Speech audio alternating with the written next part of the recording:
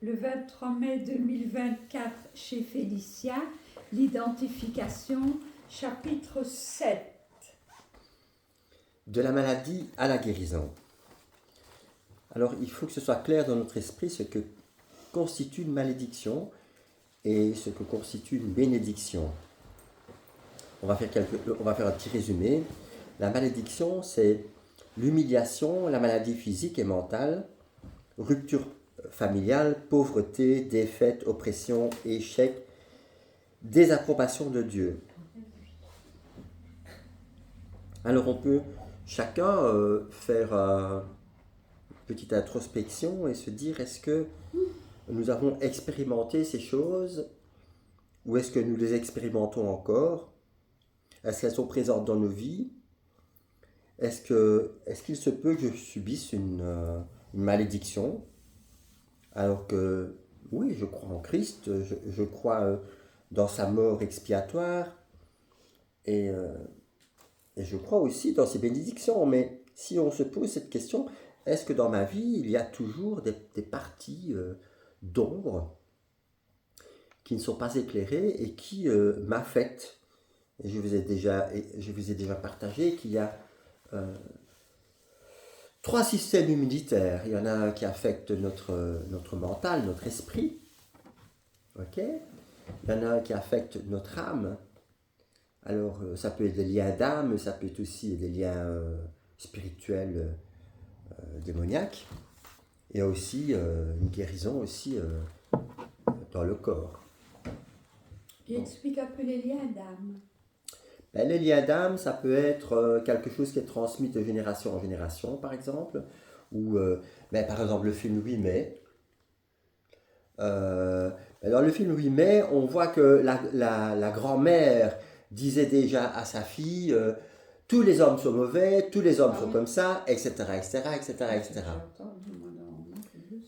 La grand-mère disait ça, la fille disait ça, et l'actrice du film, en fait, la jeune qui va, elle, faire un retournement, un chemin de retournement, va se rendre compte de l'origine. Et elle va se rendre compte de ce lien d'âme avec sa mère qui faisait un chantage spirituel quand sa fille a commencé à réaliser, en fait, que elle avait le choix de vivre autrement sa vie et de ne plus la vivre dans un prolongement de vie qui semblait une destinée, celle de sa mère et de sa grand-mère. Donc on va parler d'un lien d'âme. Alors qu'est-ce qui se passe dans ce lien d'âme? Viennent se greffer des blessures. Et comme les blessures ne vont pas en diminuant en Christ, elles vont en amplifiant, on rajoute toute une couche. Ma grand-mère c'était ça, ma mère c'est ça, et moi c'est ça. Ça c'est dans le générationnel. Oui. Il y a aussi des liens d'âme. Alors il y a des liens d'âme aussi qui sont, je vais dire, spirituels. Contemporains, quoi. Oui, mais aussi spirituels. Quand je parle d'un lien d'âme, le jeune que j'avais rencontré en rue, sa mère allait par exemple à Amour et Charité à Liège, et il est né avec l'épilepsie. Mais c'est pas de ça que je parle. Est-ce qu'il ne peut pas y avoir des liens d'âme entre 2 personnes ou plus dans cette vie-ci, même des gens qui ne sont pas de la même de la même famille? Oui, mais qu'est-ce que c'est un lien d'âme alors? Qu'est-ce que c'est un lien d'âme? On entend parfois dire, ah, c'est mon âme sœur. Ben, alors on peut dire qu'il y a un lien d'âme. Oui, mais je vais dire que tout est lié d'âme alors. Hein? Les gens qui sont passionnés de foot, ils dirigent leur âme vers le foot et le foot devient leur idole. Donc, oui, ça pourrait être un lien d'âme aussi alors. Bien sûr, oui. D'ailleurs, l'exemple qui l'atteste et le confirme, c'est Apocalypse 14, 1. Oui, ils sont un seul cœur, une seule âme, une seule pensée. Ouais. Donc on voit que quand on est en Christ, ben oui, on a un lien d'âme, on est un. Et là, il est dans la vie. Sinon, tout le reste, c'est la mort. Tout le reste, c'est la mort. Et c'est pour ça qu'on va voir que Christ va faire une distinction, mais vraiment une coupure entre les liens familiaux, générationnels, familiaux. D'ailleurs, il va dire, quand on va lui dire ta mère et tes frères te cherchent, et il va dire ma mère, mes frères et mes soeurs, ce sont ceux qui font la volonté de mon père. On va lui dire heureux sont les mamelles qui t'ont allaité. Et il va répondre heureux plutôt ceux qui font la volonté de mon père. Il va chaque fois ramener dans le spirituel, et dans le spirituel qui est une connexion avec Dieu Père à travers un chemin de vie que l'on fait comme Christ. Parce que quand on dit en lui, par lui et pour lui, il y a une dimension en lui. Ça veut dire en lui est la vérité, en lui est le chemin, en lui est la vie. Par lui, c'est-à-dire qu'il n'y a pas d'autre chemin, pas d'autre vérité, alors qu'à l'heure actuelle, on veut nous faire croire que peace and love, on fait l'amour et pas la guerre, toutes les religions sont les mêmes, etc., etc. Christ a été très clair à ce sujet-là, quand il a dit « Je suis le chemin, la vérité, la vie, nul ne va au Père que par moi. » Et pour lui, parce que quand le Seigneur nous a appelés, nous a choisis, nous a destinés, prédestinés, c'est pour lui. Puisque tout vient de lui, tout ce qui est créé, les choses visibles et invisibles, la Bible nous dit, tout a été fait par lui et pour lui. Il s'est choisi un peuple. Dieu va dire, il s'est choisi un peuple qui va devenir le peuple hébreu. Eh bien, Christ s'est choisi un corps qui est l'Ecclésia. Donc, et bien pour le retour au Père, en final. Oui, pour l'unité. Parce que quand on dit le retour au Père, c'est quoi le retour au Père? C'est l'unité. Oui, dans le cœur du Père. C'est l'unité. C'est pour ça que, il dit, je retourne vers mon Père, okay? Qui est votre Père. Qui est votre Père, mon Père qui est votre Père, mon Dieu qui est votre Dieu. Donc on va voir qu'il est un. On va dire de Christ qu'il n'est pas créé, il est engendré, sorti du Père. Et il y est retourné. Et il y est retourné. Et nous on y retourne aussi. Voilà. Donc nous on retourne dans la création initiale, je veux dire comme ça. Voilà, fondamentale, on retourne à lui. Donc on va prendre Deutéronome 28. Et dans Deutéronome 28, vous verrez que l'un des éléments importants de ces malédictions est la maladie mentale et physique. Donc Deutéronome 28, 21-22.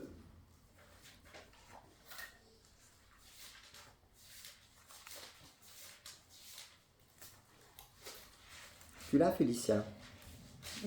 Deutéronome 28, 21-22.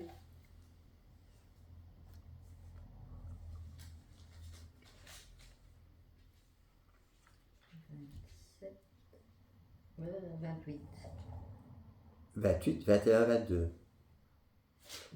Deutéronome chapitre 28, versets 21, 22. Il faut la faire travailler un petit peu, hein, Félicia, parce qu'il me semble que l'heure est grave ici. Il est tard. Ah. Il faut bien se chercher des excuses. Hein. Voilà. J'ai le 28 et le verset 21-22. 21. Voilà. L'Éternel attachera la peste à toi jusqu'à ce qu'elle t'élimine du territoire dont tu vas entrer en possession. L'Éternel te frappera de dépérissement, de fièvre, d'inflammation, de chaleur brûlante, de dessèchement, de rouille et de nielle. Tout cela te poursuivra jusqu'à ce que tu disparaisses. Waouh! Quelle réjouissance! Alors, il faut comprendre ceci. Il est en train de maudire, là. Non, voilà, il faut comprendre ceci, voilà. Alors, Ce sont des menaces, quand même. non, mais non, justement, il faut comprendre ceci. Ce n'est pas Dieu qui envoie la consomption de la fièvre, l'inflammation, la chaleur brûlante, dessèchement, jaunisse, gangrène. Ce n'est pas Dieu qui est l'auteur de la maladie. Non. Ok? Alors ça veut dire quoi, si ce n'est pas Dieu qui est l'auteur de la maladie? Claribel? Bah, que c'est le malais. Oui, mais ici, on dit, Ouais. c'est noté comme ça, On a l'air de l'attribuer à Dieu. l'Éternel Là, attachera la à toi. peste à toi. Ouais. C'est Alors- qu'il a l'air, c'est qu'il l'est. Alors, qu'est-ce qui se passe? Dieu serait-il ce Dieu sanguinaire qui envoie la foudre et patati et patata? Bah, normalement, non. Mais dans Comment l'Ancien... comprendre? C'est important de comprendre ça. Oui, mais dans l'Ancien Testament, Oui. lui, il punissait les rebelles. Mais c'est pas comme ça que ça fonctionne. Comment ça? Non. Dieu est le juste juge. Pour racheter les péchés, etc., il demandait des sacrifices Oui. sanguinaires. Oui, ok. Ça, D'animaux. d'animaux. Pas de gens. mais il n'envoyait pas la Non. peste, la consomption, etc., Non. etc. Donc, qu'est-ce que ça veut dire ici? Comment est-ce qu'on comprend ça? Eh bien, on le comprend de cette façon-ci. Dieu est le juste juge. C'est le même Dieu de la première alliance que le nôtre. Il est amour et justice. Donc, ça veut dire quoi? Ça veut dire que Dieu ne va pas dire, par exemple en parlant des Égyptiens, que tel fléau vont tomber sur eux. D'ailleurs, les fléaux qui sont tombés sur les Égyptiens, ce sont des divinités égyptiennes. Donc, on va dire que les Égyptiens étaient attachés à ces divinités. Je vais prendre la grenouille, par exemple. Ouais. Ils avaient un dieu qui vénérait grenouille. Alors Dieu a dit, puisque vous vénérez votre dieu grenouille, eh bien vous vous attacherez à la grenouille, elle viendra sur vous, elle vous envahira jusqu'à ce qu'elle vous fasse périr. C'est la même chose. Dieu, en fait, si tu veux, permet que ceux qui s'attachent à telle chose, eh bien ces choses se retournent contre eux. Donc il donne un avertissement. Tu récoltes ce que tu sais. Enfin, Si c'est- quelque Oui, part, oui, c'est tes ça. choix, tes choix vont attirer à toi ce que tu vas subir. Oui, d'accord. Ok. Vous comprenez? C'est vu comme ça, oui. C'est ça en fait, c'est ça qu'il faut comprendre. Que c'est pas Dieu qui dit ah je vais t'envoyer la maladie afin que tu puisses savoir que je suis Dieu. C'est pas ça. On prend l'exemple de quelqu'un qui se retrouve devant un juge. Le juge, ben, la condamnation tombe parce que la loi est là. Il y avait un avertissement. Voilà. Tu as désobéi à l'avertissement. Eh ben, tu récoltes simplement le manquement et la faute que tu as commise par rapport à l'avertissement. Quand on connaît la loi. Quand on connaît la loi. Là, c'était en Deutéronome. La C'est loi en Deutéronome. a déjà été C'est- donnée. La loi est, oui, la loi Ouais, est parce que donnée. Sinon, Voilà. bah, les gens n'ont Sinon, pas avant, fait. ben, c'est ce que la Bible dit. Ouais. Les gens avant n'avaient pas conscience du péché parce que la loi n'était pas donnée. C'est ça. Donc, bah, ils étaient quand même malades. Ils étaient malades, ils avaient tous les maux qui leur tombaient dessus. Mais voilà, mais ils ne Voilà. savaient pas qu'ils... Alors, Ouais. l'Éternel te frappera de l'ulcère d'Égypte, d'hémorroïdes, de gale, de teigne, dont tu ne pourras te guérir. L'Éternel te frappera de délire, d'aveuglement, d'égarement d'esprit. Le 27, le 28. Qu'est-ce que tu as, toi? Donc, Verset 28. on est toujours dans le 28, verset 27-28. Ouais, moi, le Seigneur te frappera d'ulcères comme ceux des Égyptiens, d'hémorroïdes, des mangeaisons dues à la gale, de petites pustules qui ne guérissent pas. Il vous frappera de folie, d'aveuglement et de délire. Verset 28? Oui, Ben, c'est ça. voilà. Remarquez le mot significatif qui font tous partie de la malédiction. Ulcère, hémorroïde, gale, teigne, folie, aveuglement, confusion d'esprit. Ah oui. Donc, au verset 35, toujours 28 mais 35, lis-le. Le Seigneur t'affligera de terribles ulcères qui ne guérissent pas et qui se développeront sur les genoux et les cuisses, avant de s'étendre partout, de la tête aux pieds. Voilà. Les maladies de peau font partie de la malédiction.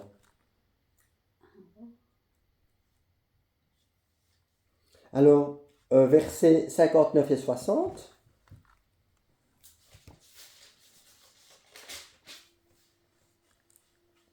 Tu l'as? Oui. Lis-le. Sinon, le Seigneur lui-même vous affligera toutes sortes de blessures et de maladies, plus graves et plus tenaces les unes que les autres. Il fera revenir sur toi tous les fléaux que tu as tant redoutés en Égypte. Voilà, ici en fait une note de Prince. Il a vécu en Égypte, qui dit il a passé des années et il y a peu de maladies qui n'existent pas en Égypte. Il est dit toutes les maladies d'Égypte. Donc on voit que le peuple égyptien, c'est un peuple très idolâtre. Donc, comme je vous dis tout à l'heure, les 10 plaies d'Égypte, ben, c'est 10 divinités. Et la dernière divinité, c'est quoi? La dernière plaie. Ah là, il va falloir revoir le truc de base. Hein. Ben, le premier-né. Hein. Ah oui, le premier. Ah oui. C'est de là est instaurée la Pâque. Donc, pourquoi le premier-né? Parce que dans la Trinité, je vais dire, égyptienne, qui n'a rien à voir avec nous, le Père, le Fils et le Saint-Esprit, la Trinité égyptienne, c'est le Père, la Mère et le Fils. Isis, Osiris et Horus. Donc, leur pharaon était divinisé. Donc, c'est un combat entre le Dieu d'Israël, qui va être révélé comment? Par le Fils. Et la préfigure du Fils, c'est quoi? L'agneau. Donc, Dieu va dire, vous allez prendre un agneau, qui est une préfigure de mon Fils, que vous allez sacrifier, dont vous mangerez la chair, et vous prendrez le sang, non pas le boire, mais prendrez le sang, et vous badigeonnerez les linteaux de vos portes, et vous serez protégés. Donc c'est un combat entre Christ, l'agneau, et la divinité égyptienne, Horus, le Fils. Donc la Bible dit que l'Éternel fera venir sur toi jusqu'à ce que tu sois détruit, toutes sortes de maladies. Encore une fois, Dieu n'est pas l'auteur de la maladie, puisque la Bible dit que c'est le diable qui vient pour voler, détruire, égorger. Ben, l'autre jour, j'ai dit à un frère, l'autre jour, Dieu t'a guéri de la mort, il t'a protégé de la mort. Et après, un an après, tu as eu des problèmes de santé. Et qu'est-ce que tu as fait? Tu t'es tourné vers Dieu, mais en même temps vers la médecine. Ouais. Et en même temps, si tu dis au médecin, mais moi je crois en Dieu, ou c'est Dieu qui me guérit, ou c'est vous, le médecin qui ne croit pas en Dieu lui a répondu, moi je ne crois pas en Dieu. Souvent dans la parole de Dieu, on voit que le peuple hébreu, quand il est attaqué, il va chercher justement du secours ailleurs. Et parce qu'il va chercher du secours ailleurs que dans l'Éternel, ça lui tombe dessus. Et on peut dire, voilà, par contre, il y a un autre témoignage d'un frère qui a eu un problème de dos. Et en fait, il avait eu un problème de dos il y a un certain temps d'ici. Et puis alors, il s'était engagé vis-à-vis de Dieu et il avait dit que si ça devait encore se reproduire, il n'aurait pas recours à la médecine, au kiné, au chiropracteur et tout ce qui s'ensuit. Et effectivement, il a eu un problème de dos assez conséquent. Et il est resté ferme sur sa décision et Dieu l'a restauré. Ouais. Alors comme je lui ai dit, mais Dieu, et il dit, Dieu m'a testé. Je dis oui, Dieu t'a testé. Mais c'est comme ça que grandit la foi. Je me tourne vers qui? Alors, on va lire Ésaïe 53, 4, 5.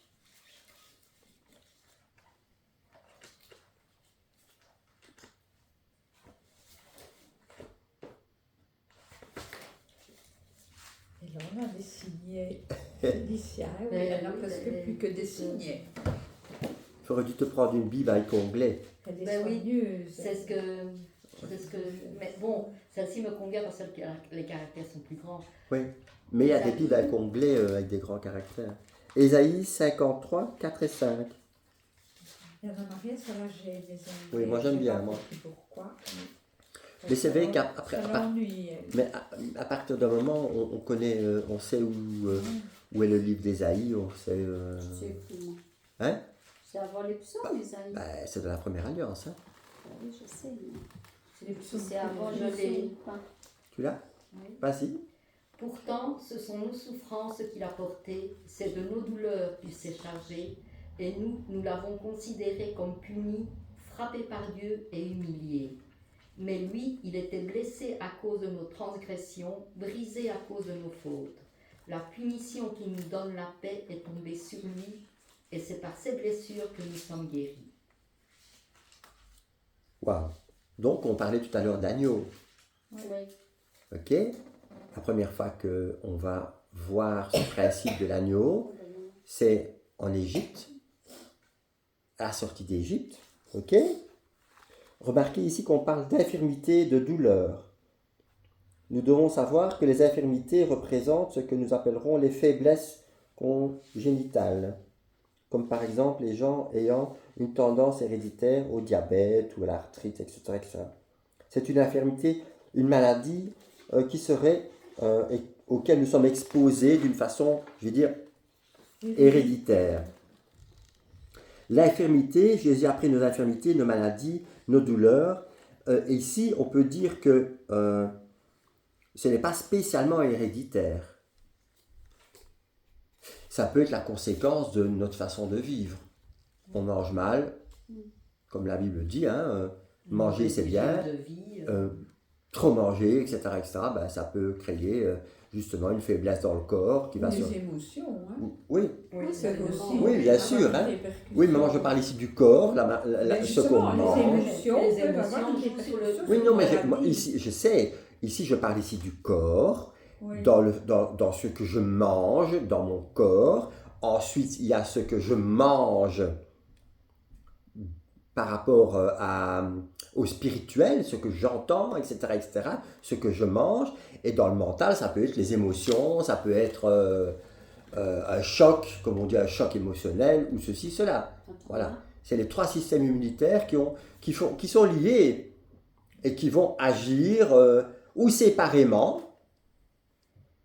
ou ensemble. Il est déjà souvent dit hein, que le cancer, Oui, bien ou sûr. certains en tout cas, Oui. sont liés à Oui. un problème émotionnel. Comme par exemple, à l'heure actuelle, on parle beaucoup de fibromyalgie, ben on sait qu'il y a une raison. Mais ça, c'est une étiquette fourre-tout. Hein. Oui, voilà, parce qu'il faut mettre des étiquettes. Hein. Ouais, ça.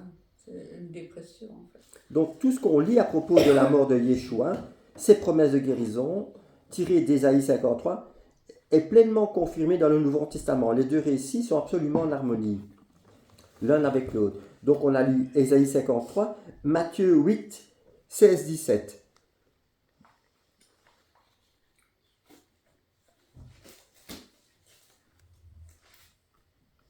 Et alors Félicia prend 1 Pierre 2, 24. Et toi, Claribel, 8, 6, 17. Matthieu 8, 16, 17. Le soir venu, on amena à Jésus, Yeshua, oui, un grand nombre de personnes possédées par des démons. D'une parole, Jésus chassa les esprits et il guérit aussi tous les malades. Donc on voit bien que Afin que s'accomplisse cette parole du prophète Ésaïe, il a pris nos infirmités, il a porté nos maladies. Donc, on voit bien qu'on parle de deux choses. Oui, On parle d'infirmité physique et de lien spirituel démoniaque. Donc, ceux qui disent que oui, mais c'est seulement spirituel, patati patata, c'est clair qu'ici, c'est bien expliqué. Et ça nous renvoie à Ésaïe 53. Et c'est vrai que quand on prend le sens du mot guérison dans Ésaïe 53, ça s'applique toujours à une guérison physique. Ça touche le physique. C'est pas simplement des douleurs émotionnelles, etc., etc. C'est les deux. Donc, alors tu as 1 Pierre 2, 24, Félicia. Oui. Car toute créature est comme l'herbe, et toute sa gloire comme la fleur des champs. L'herbe sèche et la Non, c'est pas fleur... ça. C'est pas ça, hein. 1 Pierre 2, Ah, ça, 24. Je sais pas si... Deux, pardon. Oh oui, mais Karamika, où allons-nous? Je m'attendais à entendre parler de guérison. Deux. Et voilà qu'on est en train de sécher, là. Lui qui a lui-même porté nos péchés dans son corps à la croix, afin que, libérés du péché, nous vivions pour la justice. C'est par ses blessures que vous êtes guéris. Amen. Alors, Est-ce que ce n'est pas C'est dans non. ce verset-là vous que avez été normalement, guéris. Vous avez été guéri. Pas dans ta version? Non. Si, que vous avez été guéris. Ah, parce l'as que tu as lu. dit vous êtes guéri. Ah, pardon, car vous avez été. Karamika. Je me dis, c'est peut-être dans une version Non, non. différente. Que vous avez été guéris. C'est tout. C'est accompli. D'ailleurs, quand Dimitri est allé trouver ce frère qui souffrait du dos, il lui a dit « Tu es guéri ». Et il s'est appuyé sur ça, il a conscientisé, même si ça avait été dit, redit. Voilà, il s'est appuyé sur ça, il a dit « Je suis guéri ». Le froid est tombé. Le froid est tombé parce que c'est comme ça. Voilà, On n'est pas à l'euro, hein. C'est tellement... Donc, Oh, ouais, l'euro est c'est ça, tombé. l'euro est tombé, oui. Ça sonne moins bien. C'est hein. moins bien. On n'a pas Alors, de- remarquez que ça ne touche pas uniquement le spirituel, on parle de plusieurs choses. On parle de péché, de notre état physique, meurtrissure, nous avons été guéris, et on parle aussi de l'âme, délivrance. Et ici, bien, on vient de le dire, donc il l'a mis au passé, donc c'est un fait accompli. Les blessures de Yeshua nous ont déjà obtenu le droit à la guérison physique, spirituelle, émotionnelle, une guérison totale. Et alors, ici, le mot grec qui est utilisé pour médecin et de guérison, donc signifie spécifiquement la guérison physique, c'est ce que je vous ai dit. Par les blessures physiques de Yeshua, la guérison physique a été obtenue. Pour vous et pour moi. Voilà, on va clore le chapitre. Vous laissez sur votre feuille. Il n'est pas fini? Si, il est fini. Si. Vous laissez sur votre feuille pour après aller au chapitre 8, de la pauvreté à la prospérité. Amen Seigneur. Amen.